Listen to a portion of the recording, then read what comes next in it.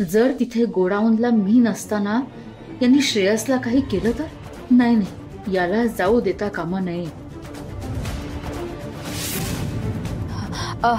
श्रेयस, तिथे ना खूप कामं असतात आणि त्या गोडाऊन मध्ये ना सोयी सुविधा पण नाहीयेत.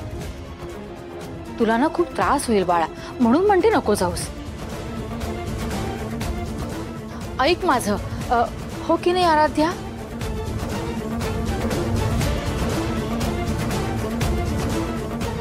ताई, हो हो हो, आत्या बरोबर बोलताय श्रेयस, तू घरीच थांब. चला, उशीर होतोय, चला.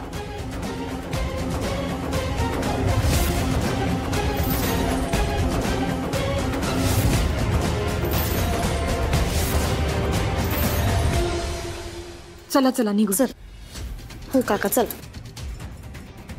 मला सोयी सुविधा नकोय. ऐका ना, ते चालले मला सोडून. ऐक ना आराध्या. माझं आहे, त्यांचं तिथे काम आहे की नाही, त्यांना त्यांची कामं करू दे ना. आम्ही कसं अगदी मस्त खातो इथे. तू ये, खाऊन घे, ये. श्रेयस, हट्ट करू नकोस. पण मला नाही ना खायचं, मला तिकडे जायचंय ना त्यांच्या बरोबर. मला काही सोयी सुविधा नकोय, मला फक्त त्यांच्या बरोबर जायचंय. पण मी काम करेन ना, मी काम करेन ना तिकडे. मला जाऊ दे ना, मला जायचंय, जाऊ दे. श्रेयस,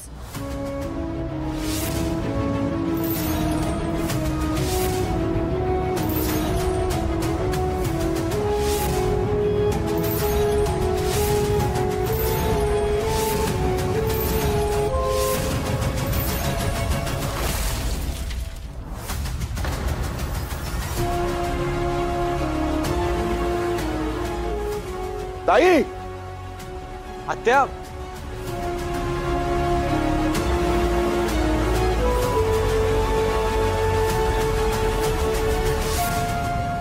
काय हे?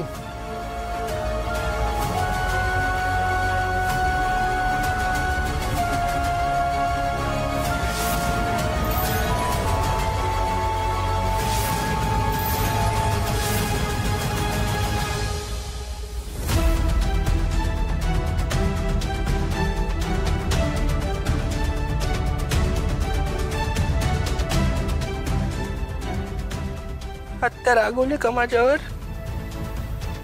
नाही रे श्रेयस, नाही रागवले आत्या. तू काळजी करू नकोस. श्रेयस, आम्ही आहोत ना सगळे तुझ्यासोबत. काळजी नाही करायची.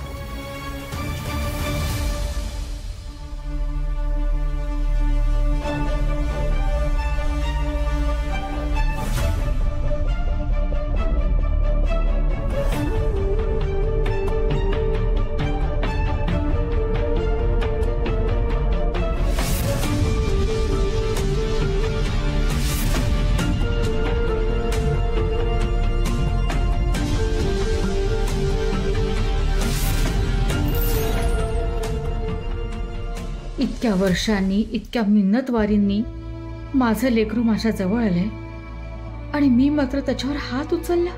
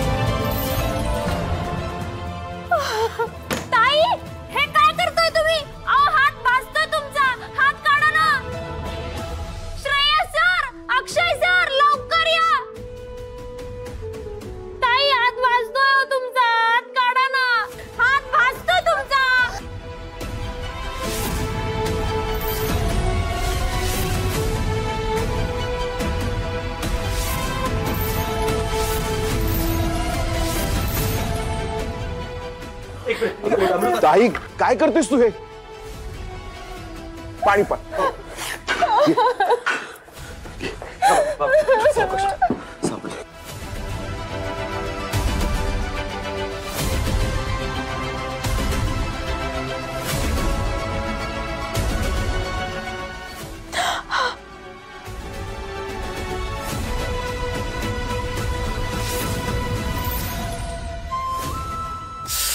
खूप दुखतंय का? ताई काय करतेस तुला? तू हात का भाजून घेतेस? अमृता मलम घेऊन ये.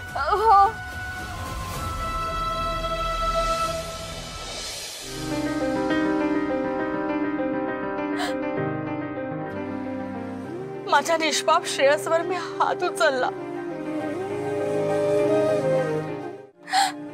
म्हणून मी हाताला शिक्षा देत होते. म्हणजे तू माझ्यासाठी बाजून घेतलंस का एवढं? हो, म्हणजे यापुढे हे हात फक्त तुझी काळजी करण्यासाठी वर केले जातील.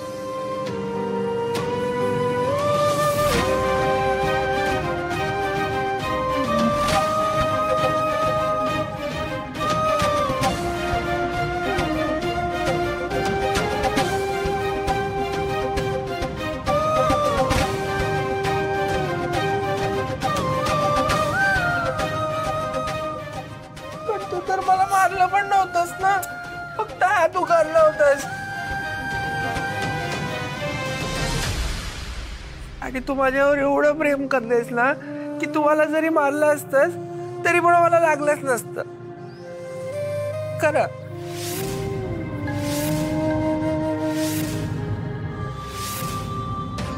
श्रेयस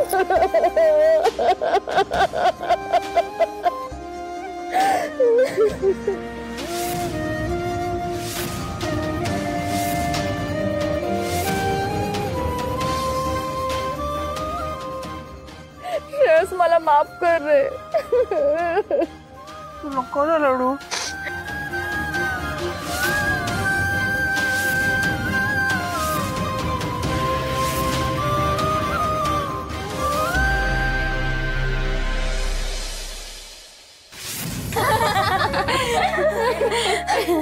मग काय झालं?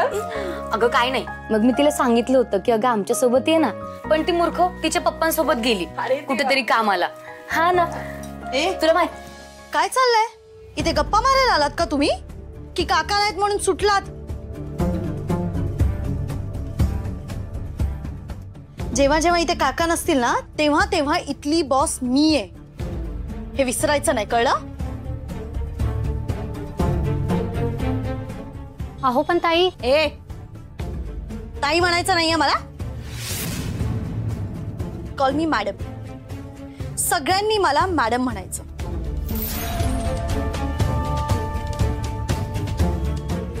तारा तू सुद्धा.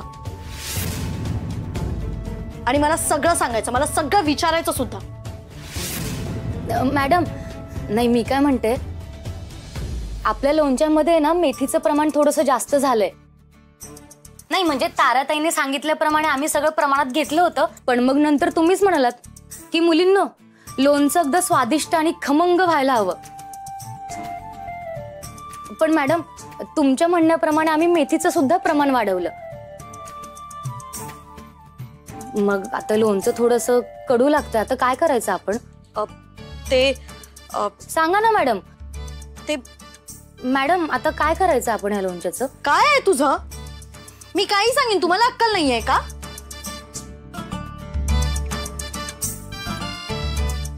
आणि हे बघा, माझ्यावर ढकलू नका आता सगळं. मला काय माहित नाहीये, मला फक्त रिझल्ट हवेत आता. हो ना मॅडम, म्हणूनच आम्ही ताराताईला विचारत होतो. तुम्हीच सांगा ना कसं करू? बॉस आहात ना तुम्ही. हो ना मॅडम, काय करू आता ह्या लोणच्याचं मी?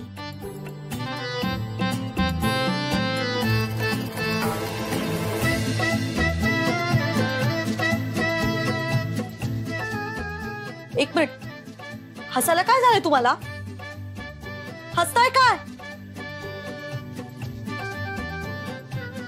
हा, मी हे असे छोटी मोठी कामं मी नाही करत, कळलं? हे तुम्ही त्या तारालाच विचारा. तसंही मला एक ऑनलाईन मीटिंग अटेंड करायची आहे. तारा, तू सगळं सांभाळ, बघ काय हवंय नको ते. हो हो बघते मी. हा बघ. लक्ष दे पण.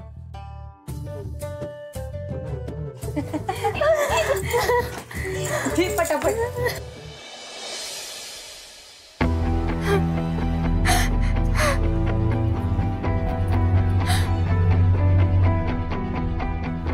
मी माझ्या पोरावरती हात उचलला, अजूनही माझ्या मनातून जात नाहीये. तो बाप तर त्याच्या जीवावर उठलाच आहे, पण एक आई असून सुद्धा मी आईसारखी वागली नाही.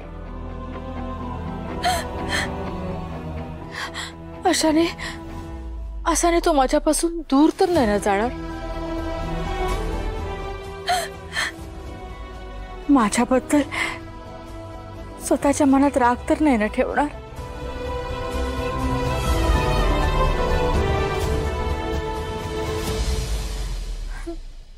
खूप दुखतंय ना आत्या?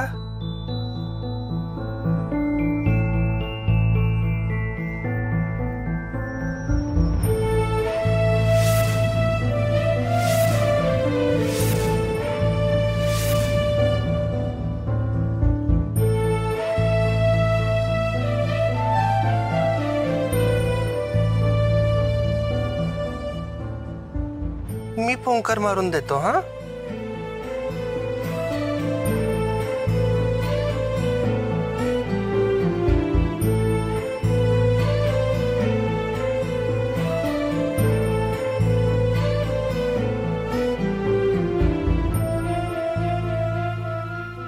नको रे बाळा, तू बोललास यातच सगळं भरून पावले मी. पण असं का बरं करून घेतलंस तू? चूक तर माझीच होती ना. मीच हट्ट करत होतो आणि तू फक्त हात उगारलास. पण तरी तू स्वतःलाच शिक्षा करून घेतलीस. मला खूप वाईट वाटलं. आता तू परत असं कधीच करू नकोस, ठीक आहे?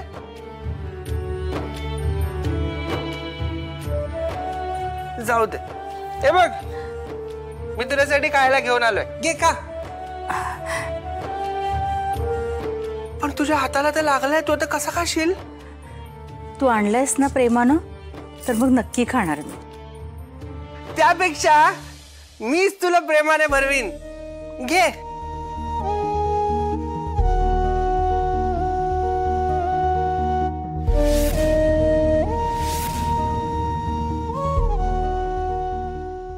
का?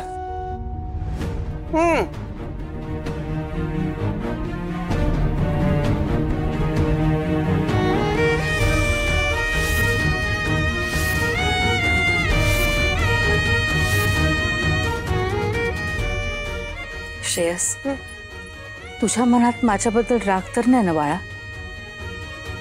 हे बघ, मनात काही ठेवू नकोस बरं का. जे काय असेल ना ते तू बोल माझ्याशी. का बरं राग असेल माझ्या मनात, तूच सांग मला. असं का म्हणून वाटतंय तुला आत्या? तुला माहितीये का, मी मस्ती केली ना की मम्मा पण माझ्यावर हात उगारायच्या. आणि मम्मा काय तू काय, मी मस्ती केली तर मला रागवणारच ना, हात उगारणारच. पण तुम्ही मला रागवलात, माझ्यावर हात उगारला, तरी सुद्धा माझ्या चांगल्यासाठीच असेल ना ते.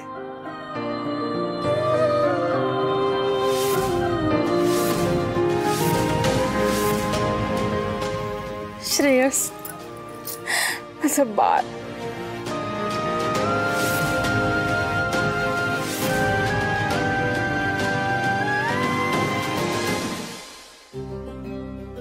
श्रेयस, मला एक सांग, तुला दयानंद काका आणखी आराध्याबरोबर का जायचं होतं? का म्हणजे त्यांना मदत करायला. तुला माहिती आहे, त्या सगळ्यांना असं वाटतं की मला ऑफिसचं काही काम येत नाही म्हणून. पण तुला माहितीये का, मी आधी ऑफिसला जायचो, एकदम सुटाबुटामध्ये जायचो. माझे सगळे फोटोज पण आहेत ना रूम मध्ये सुटाबुटातले. तसं जाऊन खूप काम करायचो. पण आता मला ऑफिसला कोणी जाऊ देत नाही ना, आणि मग आराध्याला सगळं काम करावं लागतं. म्हणून मला थोडं वाईट वाटतं, कारण मी तर काहीच काम करत नाही, मी तर घरीच बसून असतो. हा मला माहिती आहे आता मी कदाचित आधीसारखं एकटाच सगळं काम नाही करू शकणार कारण मी थोडा आजारी आहे ना, पण मदत तर नक्कीच करू शकतो ना, म्हणूनच मला जायचं होतं। आणि आता त्यांचं काम सगळं संपत आलंय ना आत्या, तर मला असं आठवतंय की जेव्हा प्रोजेक्ट संपत येतं तेव्हा खूप जास्त माणसांची गरज असते, मॅन पॉवरची, म्हणून मला जायचंय मदत करायला। श्रेयस तुला आठवतंय सगळं? मला आठवतंय म्हणून तर मला जायचं होतं ना।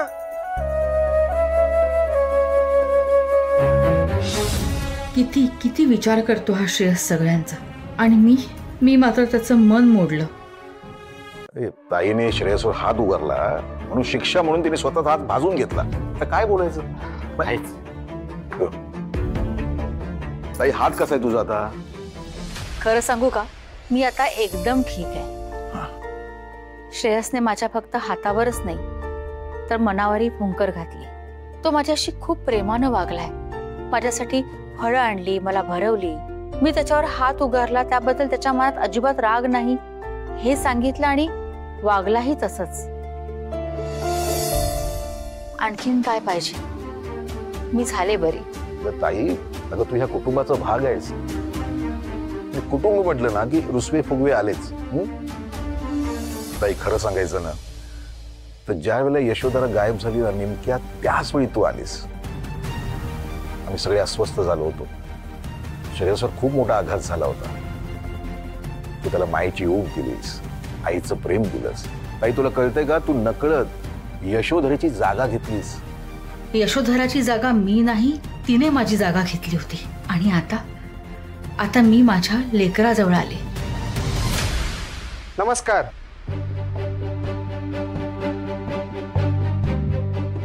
नमस्कार।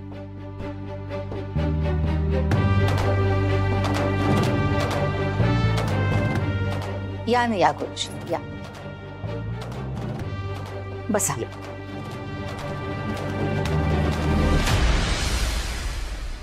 गुरुजी आज तुम्ही अचानक? अरविंद, अरे अचानक नाही, मीच त्यांना बोलावून घेतलंय। काय घरामध्ये अशा वेगवेगळ्या विचित्र गोष्टी घडतायत, मला काही कळे ना काय चाललंय ते, म्हणून म्हटलं जरा काळ आणि वेळ तपासून घ्यावं।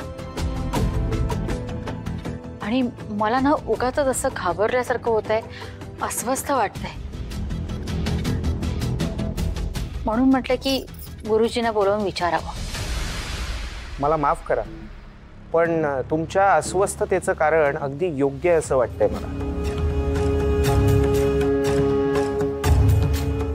या घरात आल्यापासून काहीतरी विचित्र जाणवतंय, या घराचे ग्रह फिरल्यासारखं वाटतंय मला। संकटाची चाहूल लागली, काही संकेत असं सांगतायत की या घराच्या वंशावर खूप मोठं संकट येणार, असं संकट जे कदाचित कोणालाही परतवून लावता येणार नाही। गुरुजी काय बोलताय तुम्ही? यासाठी काही उपाय नाहीये का? उपाय तर असेलच, पण खरं सांगायचं झालं तर याविषयीचं माझं ज्ञान थोडं तोकडं आहे। येणारं संकट हे माझ्या आवाक्याच्या बाहेरचं आहे। मी तर म्हणेन तुम्ही आमच्या मोठ्या गुरुजींशी एकदा बोलून घ्या, आजी त्यांना ओळखतातच, ते तुम्हा सगळ्यांच्या कुंडल्या बघून तुम्हाला योग्य ते मार्गदर्शन करतील। मी तुम्हाला त्यांना फोन करायला सांगतोय असा आग्रहच समजा, नाहीतर या घरावर येणारं संकट हे घर उद्ध्वस्त करून टाकेल।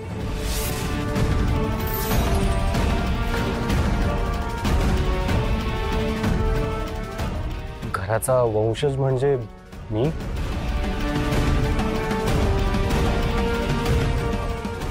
किंवा श्रेयस?